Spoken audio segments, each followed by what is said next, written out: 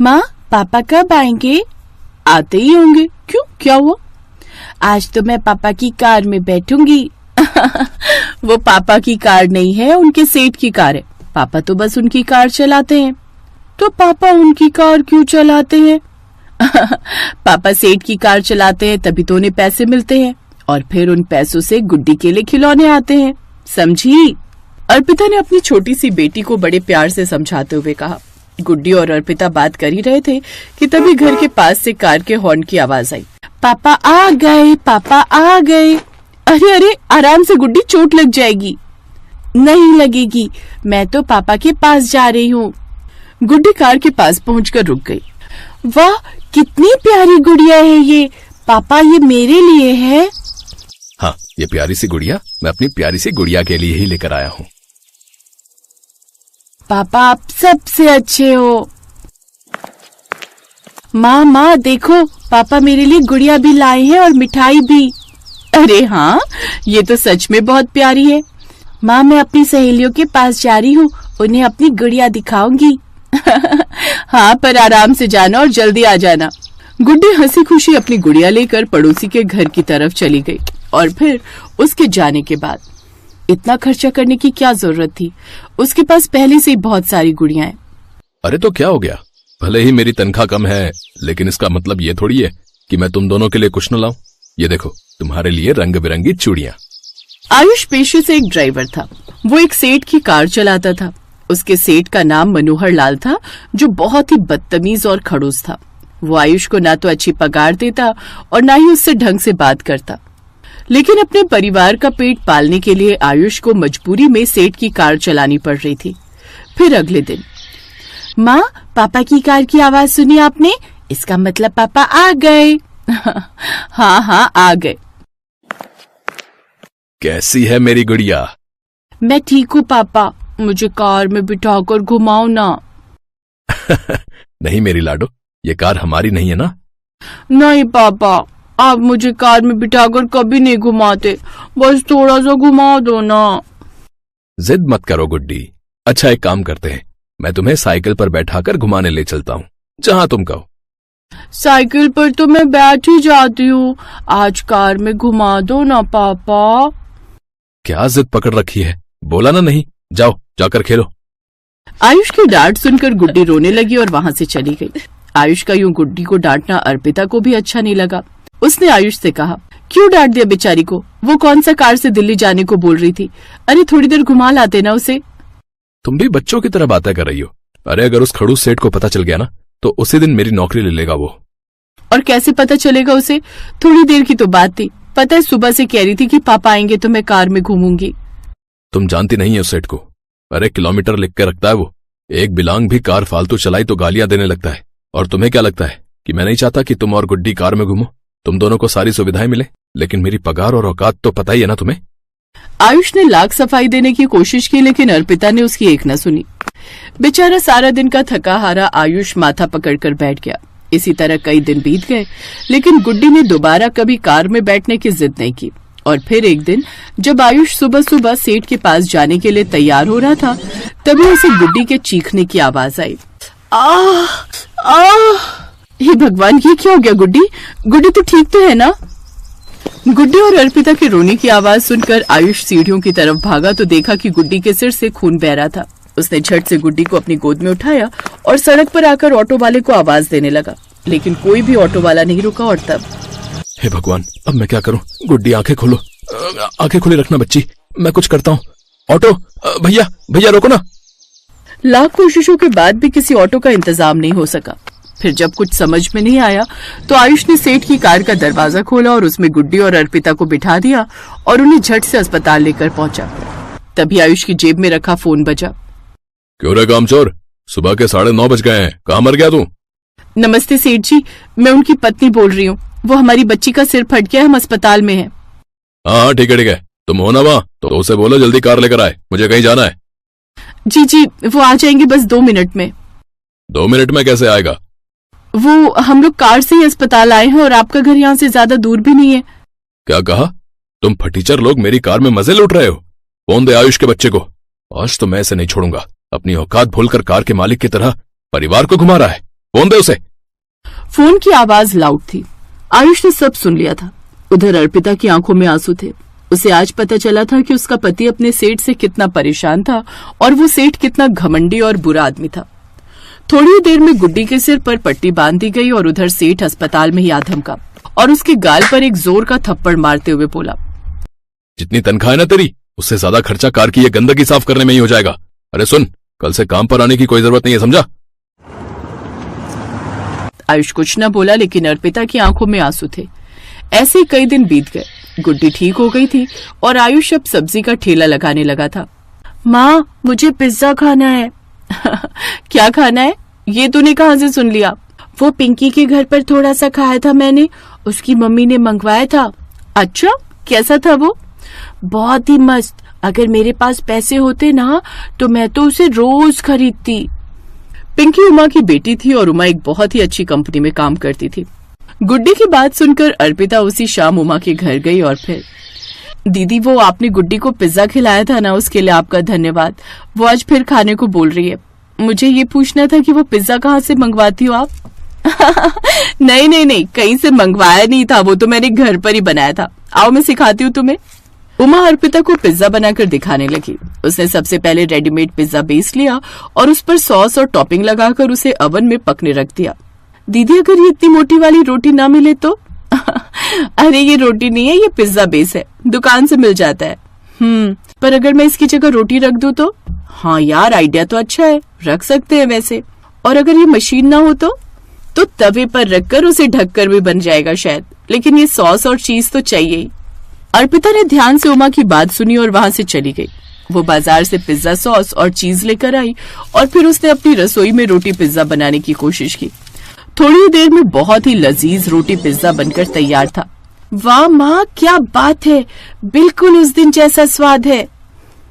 हाँ अर्पिता, कसम से बहुत ही बढ़िया बना है। पता है तुम्हें, इस तरह का पिज्जा बाजार में 100 रुपए से कम में नहीं आता है।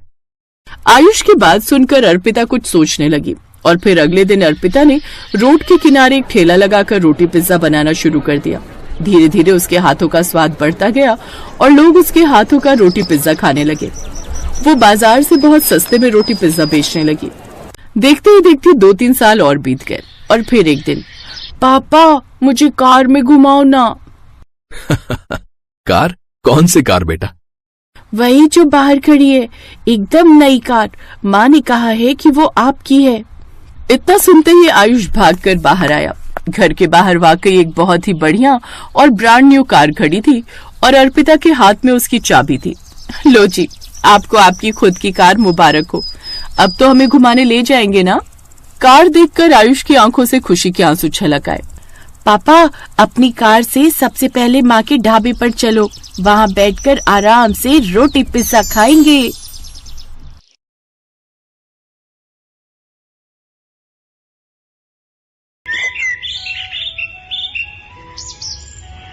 पिंकी, ओ पिंकी, आई माँ। कहाँ थी तू? कितनी बार कहा है मेरी आंखों के सामने रहा कर। चल, ये बर्तन जल्दी जल्दी अंदर रख दे, मैं तब तक बाकी का काम निपटा लेती हूँ। चल जल्दी कर। ठीक है माँ। ये है सुषमा और उसकी बेटी पिंकी। सुषमा के पति को गुजरे पूरे 3 साल बीत गए और तब से ही वो घर घर काम करके अपना और पिंकी का गुजारा चला रही थी। सुषमा के जीने का बस एक ही मकसद था कि वो पिंकी को पढ़ा लिखा कर कामयाब बनाना चाहती थी। वो हर सुबह पहले पिंकी को स्कूल छोड़ती और फिर अपने काम के लिए निकल जाती। फिर पिंकी के स्कूल की छुट्टी के वक्त उसे अपने साथ लेकर ही घर लौटती थी। लेकिन जब भी पिंकी के स्कूल की छुट्टी होती तो वो उसे अपने साथ काम पर ले जाया करती थी। पिंकी भी अपनी माँ के काम में मदद करने की पूरी कोशिश करती थी, साथ ही खूब मन लगाकर पढ़ती भी थी। फिर एक दिन, माँ ये पिज्जा क्या होता है? ये तूने कहाँ से सीखा? वो सफेद वाले बंगले में मैंने देखा था, वहां सारे बच्चे वही खा रहे थे। तुम काम कर रही थी तब मैंने देखा था। अब देखने में तो रोटी जैसा ही था, लेकिन रोटी से थोड़ा मोटा था और उसके ऊपर बहुत कुछ सजा रखा था। अब वो मुझे भी खाना है माँ। अरे पिंकी, ये सब अमीर लोगों के चोचले हैं और सच बताऊं तो उसे खाना सेहत के लिए भी बिल्कुल अच्छा नहीं होता। चल, मैं घर चलकर तेरे लिए हलवा बना देती हूँ, तेरा मनपसंद। जो खाने में बढ़िया भी होगा और उसे खाकर मेरी पिंकी ताकतवर भी बनेगी, है ना? इस तरह सुषमा उस वक्त पिंकी को बहला लेती है और कुछ दिनों के लिए पिंकी भी पिज्जा के बारे में भूल जाती है। लेकिन फिर जब अगली बार पिंकी अपनी छुट्टी के दिन अपनी माँ के साथ दोबारा उसी घर में जाती है तो वहां फिर से वही सब देखती है जो उसने पिछली बार देखा था। उस घर के सारे बच्चे फिर से पिज्जा पार्टी कर रहे थे और उन्हें इस तरह पिज्जा खाते हुए देखकर पिंकी का मन फिर से ललचाने लगता है और वो मन ही मन सोचने लगती है, देखने में कितना टेस्टी लग रहा है, इन लोगों के तो कितने मजे हैं, काश मैं भी कभी ये पिज्जा खा पाती। पिंकी ये सब सोच ही रही थी कि पिज्जा खा रहे बच्चों में से एक बच्चा उसे वहां खड़े हुए देख लेता है और उससे कहता है, ए, क्या देख रही है वहां से छुप छुप के? पिंकी की नजर अब भी पिज्जा पर ही थी। उसने उस बच्चे से कुछ कहा तो नहीं, लेकिन उसे देखकर ही साफ पता लग रहा था कि उसका सामने रखा पिज्जा खाने का बहुत मन था। लगता है इसको भी पिज्जा खाना है। ओह, तो ये बात है, इसमें कौन सी बड़ी बात है? आजा इधर और ले ले एक पीस तू भी। उस बच्चे की बात सुनकर पिंकी का चेहरा खिल उठता है।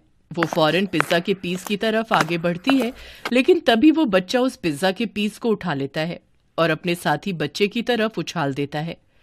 पिंकी उस पीस की तरफ दौड़ती है, लेकिन वो पीस को पकड़ नहीं पाती और वो पिज्जा का पीस जमीन पर गिर जाता है। अरे यार, सॉरी, कैच नहीं कर पाया। लगता है वाकई ये पीस इसकी किस्मत में है।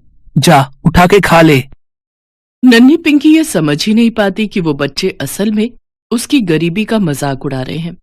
वो बेचारी खुशी खुशी जमीन पर पड़े उस पिज्जा के टुकड़े की तरफ बढ़ती है कि तभी उसे अपनी माँ की आवाज सुनाई देती है, नहीं पिंकी, छोड़ उसे, इधर आ मेरे पास। माँ, लेकिन वो पिज्जा। पिंकी, मैंने कहा ना इधर आ, उसे नहीं खाना, वो जमीन पर गिर गया है, गंदा है वो। सुषमा के कहने पर पिंकी उस पिज्जा के टुकड़े को उठाती तो नहीं, लेकिन वहीं खड़ी होकर उसे ललचाई नजरों से देखने लगती है। ये देखकर सुषमा आगे बढ़ती है और उसका हाथ पकड़कर उसे अपने साथ ले जाती है। घर आकर सुषमा बहुत रोती है। पिंकी के साथ आज जो हुआ उसे उसका बहुत दुख हो रहा था। वो अपना बटुआ खोलकर देखती है, उसमें कुछ पैसे थे जिन्हें देखकर वो मन ही मन सोचती है, इतने पैसों में एक छोटा पिज्जा तो आ ही जाएगा। लेकिन ये बात सिर्फ एक बार की नहीं है, अगर पिज्जा का स्वाद पिंकी को पसंद आ गया तो वो बार बार खाने की जिद करेगी और फिर मैं कैसे उसे मना कर पाऊंगी। नहीं, मुझे कुछ और तरकीब निकालनी पड़ेगी। क्या कर सकती हूँ? पिंकी की आवाज सुषमा के कानों में गूंजते हुए, देखने में तो रोटी जैसा ही था, लेकिन रोटी से थोड़ा मोटा था और उसके ऊपर बहुत कुछ सजा रखा था। हाँ, यही ठीक रहेगा। अगली सुबह सुषमा पिंकी को स्कूल छोड़ती है और लेकिन काम पर जाने से पहले वो एक पिज्जा शॉप पर जाती है और दुकान के बाहर खड़ी होकर कुछ सोचने लगती है। फिर बड़ी हिम्मत करके वो उस लड़की से बात करने की कोशिश करती है जो उस पिज्जा शॉप के काउंटर पर खड़ी थी। सुनो बहन, क्या तुम यही काम करती हो? हाँ, पर तुम्हें क्या काम है मुझसे? तुम यहाँ पर क्या काम करती हो? मैं लोगों के ऑर्डर लेती हूँ और फिर उनका बिल बनाकर उनसे पिज्जा के पैसे लेती हूँ और उन्हें उनका पिज्जा पकड़ा देती हूँ। ओह, तो यहाँ पर पिज्जा कौन बनाता है? अरे साफ साफ बोलो ना, तुम किसे ढूंढ रही हो? किससे मिलना है तुम्हें? सुषमा फिर उस लड़की को अपनी बेटी की पिज्जा को लेकर दीवानगी और अपनी तंगहाली के बारे में सब कुछ बताती है। उस लड़की को पिंकी के लिए बहुत बुरा लगता है। वो फौरन सुषमा को पिज्जा शॉप के अंदर लेकर जाती है और पिज्जा कैसे बनाया जाता है इस बारे में सब कुछ अच्छे से समझाती है। सुषमा बड़े ध्यान से सब कुछ देखती और समझती है और उस लड़की का शुक्रिया अदा करके वहां से बाहर आ जाती है। उस दिन सुषमा काम से छुट्टी लेकर घर वापस आ जाती है। उसे कुछ भी करके अपने हाथों से पिंकी के लिए पिज्जा बनाना था जो खाने में स्वादिष्ट भी हो और उसके बजट में भी फिट बैठता हो। बहुत दिमाग लगाने के बाद सुषमा पिज्जा बेस की जगह गेहूं की रोटी का इस्तेमाल करती है, सॉसेस की जगह घर पर बनाई हुई चटनी लगाती है और अपने घर के पीछे उगाई हुई ताजी सब्जियों को पकाकर उन्हें अपने देसी पिज्जा के ऊपर सजा देती है। इसके अलावा वो थोड़ा सा पनीर घिसकर भी पिज्जा के ऊपर डाल देती है। उसका बनाया पिज्जा देखने में बिल्कुल बाजार के रेडीमेड पिज्जा जैसा ही लग रहा था, लेकिन हकीकत में वो उससे काफी सस्ता था और सेहत के लिए नुकसानदायक भी नहीं था। अब सुषमा को बस पिंकी के स्कूल से आने का इंतजार था। सुन पिंकी, जब तक मैं ना कहूँ आंखें मत खोलना, ठीक है ना? बस इधर आ। हाँ, बस पहुंच गए। अब आंखें खोल तो जरा। पिज्जा? माँ, ये पिज्जा मेरे लिए है? हाँ मेरी बच्ची, पूरा कप ये। पिज्जा देखकर पिंकी की खुशी का ठिकाना नहीं था। वो बड़े ही चाव से फटाफट उस पिज्जा को खाने लगती है और उसे इस तरह खुशी से खाते हुए देखकर सुषमा को बहुत सुकून मिल रहा था। पिंकी तब तक नहीं रुकी जब तक वो पिज्जा पूरी तरह से खत्म नहीं हो गया। और फिर, पिंकी ये तो बता कि तुझे ये पिज्जा कैसा लगा? बहुत ही टेस्टी था माँ। थैंक यू माँ, मेरे लिए पिज्जा लाने के लिए। मैं इसे कहीं से खरीद कर नहीं लाई, बल्कि मैंने तेरे लिए इसे घर पर ही बनाया था बेटा। क्या तुम सच कह रही हो माँ? ये तो बहुत ही बढ़िया हो गया। तो इसका मतलब मैं जब चाहूँ तुम मेरे लिए ऐसा ही पिज्जा बना दोगी ना? हाँ बेटा, जब तू कहेगी मैं तुझे अपने हाथों से गरम गरम पिज्जा बनाकर खिलाऊंगी। लेकिन अब तू भी मुझसे एक वादा कर, तू कभी भी जमीन पर गिरी हुई चीज नहीं उठाएगी और कभी किसी से कुछ नहीं मांगेगी। जो भी चाहिए अपनी माँ से कहना, ठीक है बेटा? हाँ माँ। इतना कहकर पिंकी अपनी माँ के गले से लग गई। अब पिंकी को जब भी पिज्जा खाने का मन होता, सुषमा घर पर ही उसके लिए उसका मनपसंद पिज्जा अपने तरीके से बना देती। अब सब बदल गया था। अब पिंकी को किसी को भी पिज्जा खाते देखकर बुरा नहीं लगता था। वो बच्चे उसे चिढ़ाने की कोशिश करते तो भी उसे कोई फर्क नहीं पड़ता। फिर एक दिन जब सुषमा अपना काम कर रही थी तो उसने अपनी मालकिन को उदास बैठे हुए देखा। तब सुषमा ने जाकर उससे पूछा, क्या हुआ दीदी, कुछ परेशानी है क्या? क्या बताऊं सुषमा, इन बच्चों से तंग आ गई हूं मैं। पिज्जा के अलावा कुछ और खाना ही नहीं चाहते। ये जंक फूड खा खाकर सबने अपनी तबीयत बिगाड़ ली है। डॉक्टर ने बाहर का खाना देने से साफ मना किया है, लेकिन ये जिद किए बैठे हैं कि खाएंगे तो सिर्फ पिज्जा। अब तू ही बता सुषमा, मैं आखिर करूं तो क्या? परेशान मत हो दीदी, आप कहो तो मैं बच्चों के लिए घर पर पिज्जा बना दूं। घर पर पिज्जा? तुझे आता है क्या पिज्जा बनाना? हाँ दीदी, ये मेरी पिंकी भी कम है क्या? आपके बच्चों को पिज्जा खाते देखकर इसने भी जिद पकड़ ली थी। अब मेरी तो इतनी हैसियत नहीं है दीदी, तो मैंने भी लगाया अपना दिमाग और घर पर ही बना दिया रोटी का पिज्जा। और मजे की बात तो यह है दीदी कि पिंकी को बड़ा पसंद आया, खूब मजे लेके खाती है। अच्छा, ये तो बहुत ही बढ़िया है, रोटी का पिज्जा जो बच्चों को नुकसान भी नहीं देगा। पर तुम उसके ऊपर क्या क्या डालती हो? बस घर पर बनी लाल टमाटर की खट्टी मीठी चटनी, उसके ऊपर खूब सारी ताजी सब्जियां और थोड़ा सा पनीर भी। अरे वाह सुषमा, तुझे नहीं पता, अगर ये तरीका मेरे बच्चों पर भी काम कर गया ना तो मेरी बहुत बड़ी मुसीबत दूर हो जाएगी।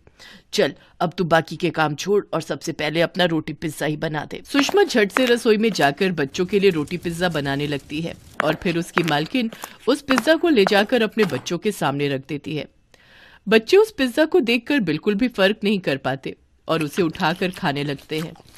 खाते हुए भी उन्हें उस रोटी पिज्जा से कोई तकलीफ नहीं होती, उल्टा उन्हें तो उसका स्वाद बहुत पसंद आता है और ये देखकर उन बच्चों की माँ बहुत खुश हो जाती है। सुषमा, मुझे तो बिल्कुल अंदाजा नहीं था कि तू इतना बड़ा कमाल भी कर सकती है। सच में तूने मेरी बहुत बड़ी मुश्किल हल कर दी।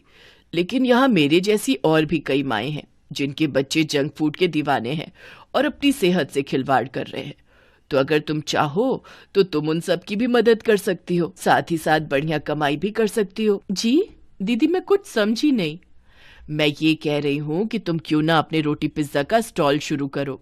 लेकिन दीदी, मेरे पास लागत लगाने के पैसे नहीं है और जगह भी तो नहीं है। अरे इस सब की चिंता तू मत कर, वो सब मैं देख लूंगी।